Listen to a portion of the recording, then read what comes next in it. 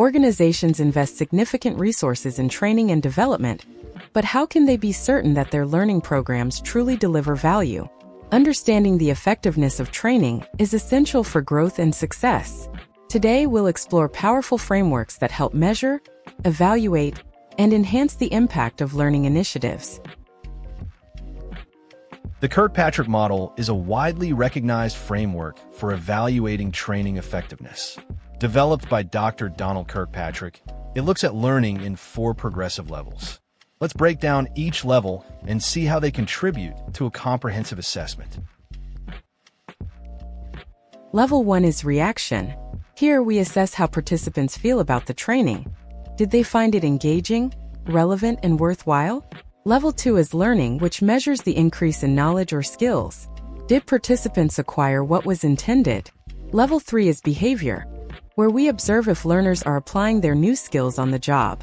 Finally, Level 4 is results. This level focuses on the tangible outcomes for the organization, such as improved performance, increased productivity, or higher customer satisfaction. The Kirkpatrick Model provides robust insights, but organizations often need to quantify the financial value of training.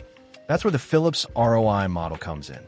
Building on Kirkpatrick's 4 levels, the Phillips model adds a 5th level, return on investment, or ROI.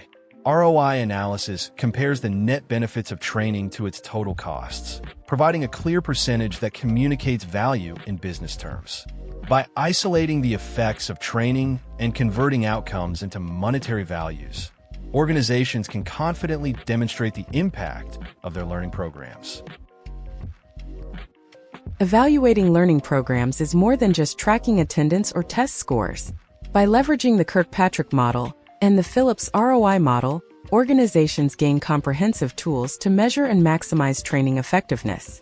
These frameworks empower leaders to make informed decisions, optimize investments, and unlock the full potential of their teams.